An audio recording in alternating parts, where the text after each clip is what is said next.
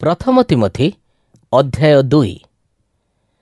सर्वप्रथमे सबु लोकंक पाई प्रार्थना करने को मु तुमको कहूँ। समस्तंक पाई परमेश्वर को कुह, लोक मानकर आवश्यकता पाई ताहांको कुह ओ धन्यवाद दियो।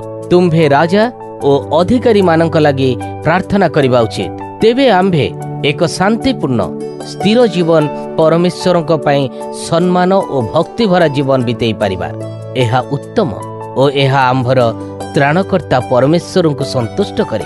परमेश्वर चाहती जे समस्ते उद्धार पातु और सत्य को जानतु। केवल जड़े मात्र परमेश्वर अछंती। मनीष पाई परमेश्वर निकट में पहुंचवा निमंते जड़े मात्र मध्यस्थ अछंती। सेही मध्यस्थ जीशुख्रीष्ट अटंती। से जड़े मनीष। जीशु सबु लोकंक पाप लगी निजकु दान कर देइथिले। जीशु निजे हेउचंती एहार प्रमाण जे परमेश्वर समस्त लोकंकर उद्धार चाहती।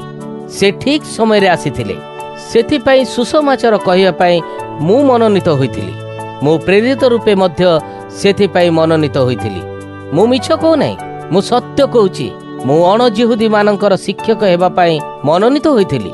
विश्वास करिबा और सत्य को जानिबा पाई मु सेमानकु शिक्षा दिए। मु चाहे जे सर्वत्र लोके प्रार्थना करंतु। जेउ लोक माने प्रार्थना पाई हाथ उठाइबे सेमाने पवित्र होइथिबा आवश्यक। सेमाने रागी जिबा उचित नुहे और जुक्ति तर्क रे प्रवृत्त हेबा उचित नुहे। मु एहा मध्य चाहे जे स्त्री लोक माने एपरि पोशाक पिंधंतु जहा सेमानक पाई उपयुक्त। उत्तम मनोभाव सहित सम्माननीय भाव रे निजको सजांतु। निजको सुंदर देखाइबा लगी बेणी बांधंतु नहीं। सुना रत्न और दामिका लुगार व्यवहार करंतु नहीं।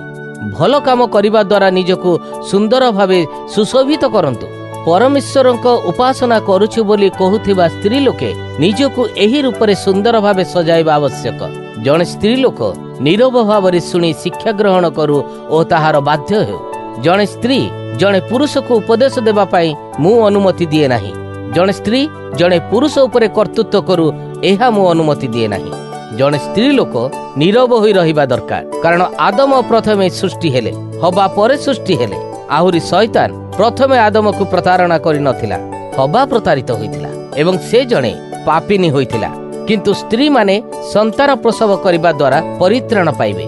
सेमाने निरंतर विश्वास, प्रेम, पवित्रता और आत्मसंयम सहित जीवन यापन कले मुक्ति पाइबे।